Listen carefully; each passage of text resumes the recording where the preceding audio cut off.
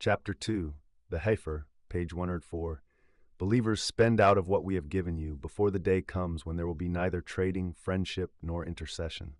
Truly it is those who deny the truth who are the wrongdoers. Commentary by Maulana Wahiduddin Khan. Only one who spends for the cause of God finds God. When he finds him, he comes into possession of a light which leads him on to the straight and undeviating path to paradise, the final destination of a true believer. On the other hand, one who wants God without paying this price remains in darkness forever. Spending for God's cause relates here to any kind of sacrifice made for the sake of God, and not merely to spending one's wealth. For instance, devoting one's life to the cause of God, sacrificing one's material interests and considerations to go ahead along God's path. When one accepts an ideology at the cost of sacrifice, then it shows that one is sincere about it. Sincerity is a matter of great importance, for regardless of the issue, it is only when one is sincere that one can delve deeply into the subject. Then all its secrets are laid bare before one. It is this element of sincerity that enables a real relationship to be created between the man and his goal.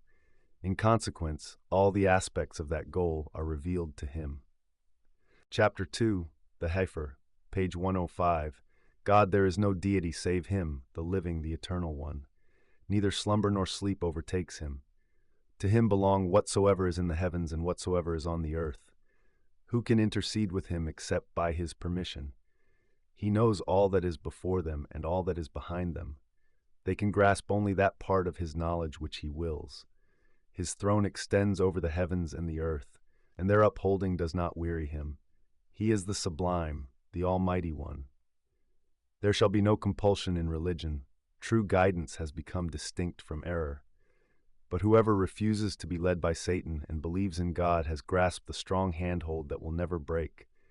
God is all-hearing and all-knowing. God is the patron of the faithful. He leads them from darkness to the light. As for those who deny the truth, their supporter is Satan, who brings them out of light into darkness. They are the heirs of the fire, and there they will remain forever. Commentary by Maulana Wahiduddin Khan. Unlike sincere devotees, there are some who never accept religion at the cost of the surrender of their being. They are never serious in matters of religion, and as a result believe that intercession by certain religious seers, or the performance of certain rituals, or the observance of certain forms is enough to earn salvation in the hereafter. Due to their insincerity about the hereafter, they fail to understand that doomsday is the day of the manifestation of God's power and majesty. Hoping that the performance of certain superficial rituals might earn them God Almighty's pleasure is indeed an underestimation of God's divinity. This only increases their sinfulness in the eyes of God. The truth comes to one in the form of arguments, and one who is not sincere summarily rejects them. This is one of Satan's temptations. Guidance comes only to those who scrupulously resist Satan's temptations and, recognizing the divine arguments, wholeheartedly concur in them. Chapter 2, the Heifer, page 106. Have you not heard of him who argued with Abraham about his Lord because God had bestowed the kingdom upon him? Abraham said, "My Lord is the one who gives life and brings death." He answered, "I too give life and bring death." Abraham said, "God brings up the sun from the east, so bring it up yourself from the west." Then the disbeliever was confounded. God does not guide the wrongdoers. Commentary by Maulana Wahiduddin Khan. In the modern age, the right to govern a people is secured by popular support. However, that was not the case in pre-democratic times, when kings sanctioned their rule over their subjects by laying claim to being some kind of divine incarnation. Nimrod, a king of ancient Iraq, was a case in point. A contemporary of Abraham, he was one of those monarchs who used this method to back up his right of sovereignty over the people. The sun was believed by his people to be the chief of the gods, and was thus revered by them as an object of worship.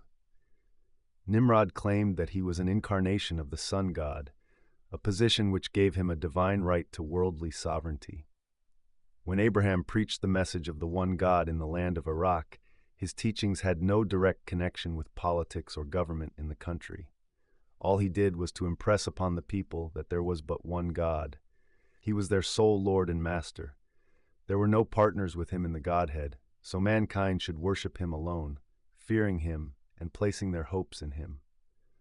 Though Abraham's message was apolitical, it nevertheless appeared to Nimrod as a threat to his political claims, for according to the message taught by Abraham, even the sun was part of God's creation.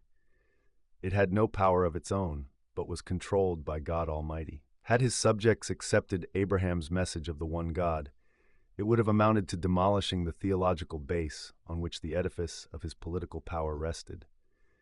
It was for this reason that Nimrod turned vehemently against Abraham and his teachings. The dialogue conducted between Abraham and Nimrod shows us the method adopted by the prophets in the communication of their message. First of all, Abraham pointed out that his Lord had control over life and death. Immediately, Nimrod disputed this, claiming himself to have power over life and death. Abraham, of course, could have answered this claim made by Nimrod, but he did not want the conversation to deteriorate into a heated polemical discussion. So, instead of persisting with this point, he changed the subject and chose another example, one with which Nimrod would not be able to argue. Abraham did not consider Nimrod his enemy or rival. Chapter 2, the Heifer, page 107, or of him who, when passing by a town the roofs of which had caved in, exclaimed, "How will God restore it to life after its destruction?" Thereupon God caused him to die, and after 100 years brought him back to life. God asked, "How long have you remained in this state?" He answered, "I have remained a day or part of a day." God said, "No, you have remained in this state for 100 years. Now look at your food and your drink, they have not rotted. Look at your ass.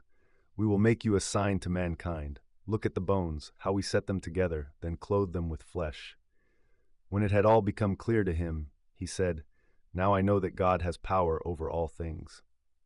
Commentary by Maulana Wahiduddin Khan. Rather, he had compassion for him as a Madhu, addressee, and earnestly wished to communicate to him the message of truth. It was this compassion which showed Abraham the correct method to be adopted in addressing the Iraqi king.